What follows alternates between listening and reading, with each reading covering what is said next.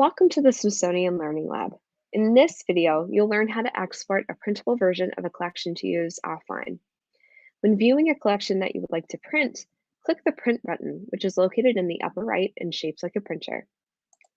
You'll have the option of picking between 3 different export options with different customizable formats.